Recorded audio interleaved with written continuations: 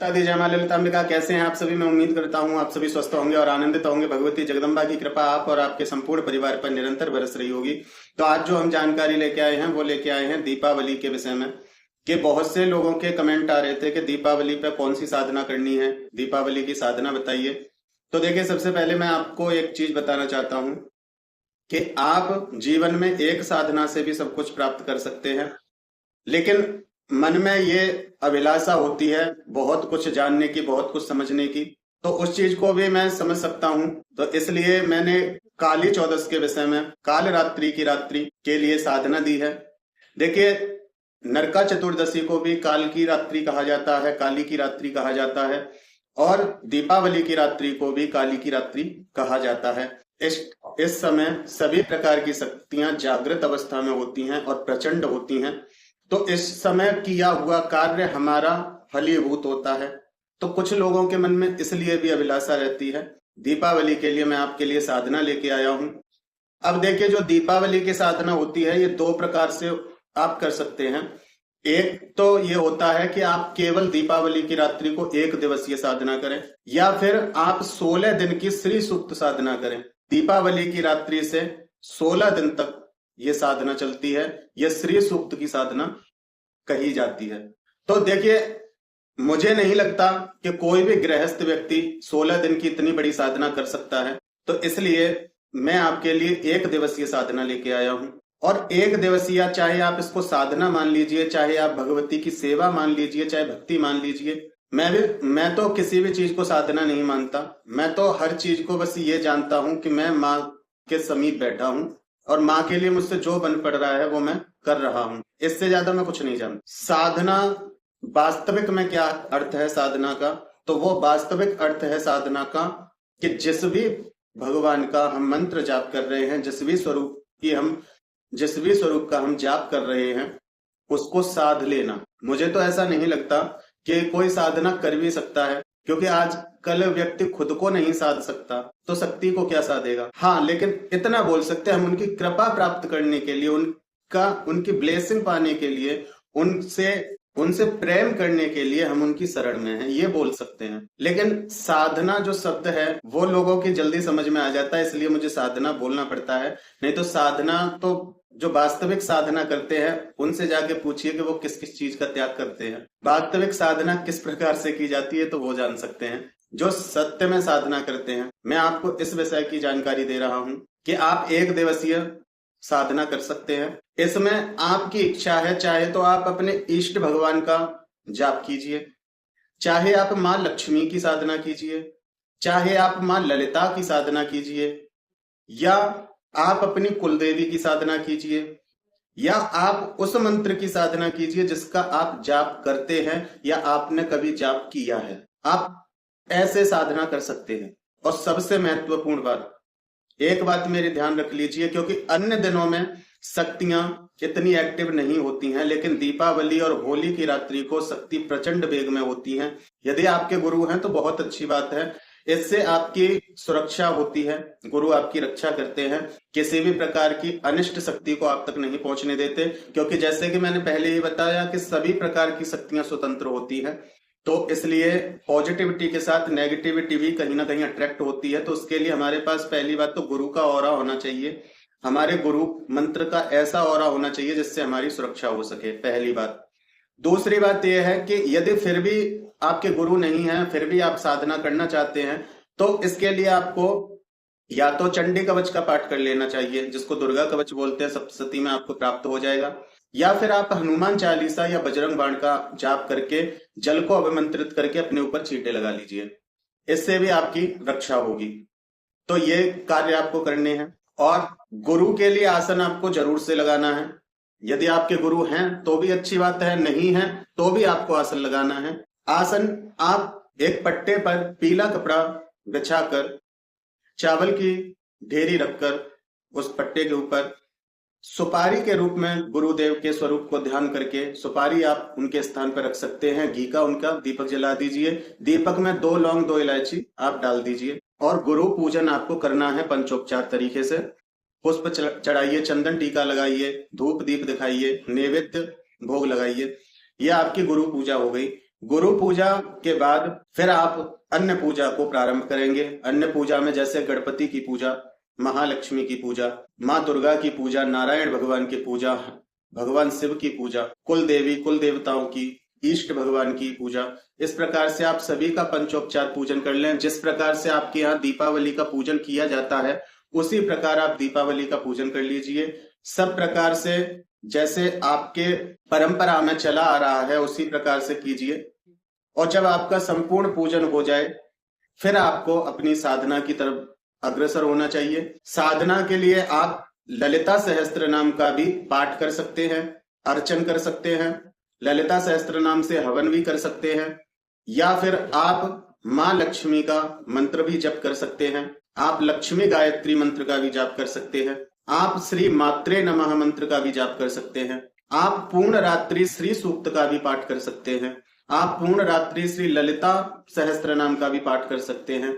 या आपने जो मंत्र कभी अपने मुख से जपा है या किसी के द्वारा आपको प्राप्त हुआ है, जिसका आपने जाप पहले कर रखा है, तो आप उस मंत्र को भी इस रात में सिद्ध कर सकते हैं। लेकिन सबसे अच्छी बात मैं आपको बताऊं, देखिए गृहस्थ लोगों को सबसे ज्यादा धन की परेशानी रहती है, तो इसलिए या तो आप श्री सूक्त के पाठ कीजिए। और देखिए वैसे ये साधना श्री सूक्त की यदि हम प्रारंभ कर देते हैं तो ये 16 दिन चलती है श्री सूक्त की साधना। तो मैं तो यही कहूंगा कि आप श्री सूक्त से चाहें तो अर्चन कर सकते हैं, लेकिन जाप आप माँ लक्ष्मी के मंत्र का ही करें। कुछ नहीं तो आप ओम ह्रीं महालक्ष्मी नमः या फिर ओम श्रीं महालक्ष्मी नमः, आप इस मंत्र का भी जाप कर सकते हैं। या आप ललिता सहस्त्र नाम का पूर्ण रात्रि पाठ कीजिए, ललिता सहस्त्र नाम से अर्चन कीजिए। आप इस प्रकार भी कर सकते हैं। गुरु पूजन आपको पहले कर लेना है, पंचदेव का पूजन कर लेना है, उसके बाद आप पाठ स्तोत्र कर सकते हैं। जो लोग काली चौदस की मैंने साधना दी थी वो लोग भी उस साधना को दीपावली वाले दिन भी कर सकते हैं। जो मैंने महालक्ष्मी की एक और साधना बता रखी है चैनल पर, जो लक्ष्मी गायत्री मंत्र से है, आप उसको भी कर सकते हैं। आप जिस प्रकार से माँ लक्ष्मी की पूजा आराधना भक्ति कर सकते हैं वैसे कीजिए। खीर बना करके, खीर में केवड़े का जल मिलाकर, गुलाब का जल मिलाकर उस खीर से माँ लक्ष्मी के लिए श्री सूक्त के पाठ से हवन कीजिए। प्रत्येक श्लोक पर एक आहुति आप छोड़ेंगे। जैसे मैं आपको उदाहरण के लिए बताता हूं, ओम हिरण्यवर्णम हरणिम सुवर्ण रजतस्त्रजाम चंद्राम हिरणमयीं लक्ष्मीं जातवेदोम आवहा ओम स्वाहा। इस प्रकार से आप एक एक श्लोक पे एक एक आहुति छोड़ेंगे। आप 11 पाठ का कीजिए, 21 पाठ का कीजिए, 5 पाठ कीजिए, 7 पाठ कीजिए। पूर्ण रात्रि करना चाहते हैं तो पूर्ण रात्रि आप श्री सूक्त के पाठ कीजिए। जितने भी पूर्ण रात्रि में आपसे हो जाएं उतने पाठ कीजिए। सूर्य निकलने से पहले आप श्री सूक्त के पाठ से हवन कर दीजिए। इस प्रकार भी आप कर सकते हैं। देखिए मैं सब तरह से बता रहा हूं, जिसकी जैसे सुविधा लगे वैसे करो, पर करो, कुछ तो करो। मैं सब प्रकार से बता रहा हूं, ऐसा कुछ भी नहीं है कि नहीं ऐसे नहीं होगा वैसे नहीं होगा, कुछ भी नहीं है। भगवान का नाम कैसे भी लो, कभी भी लो, कृपा मिलती है उनकी।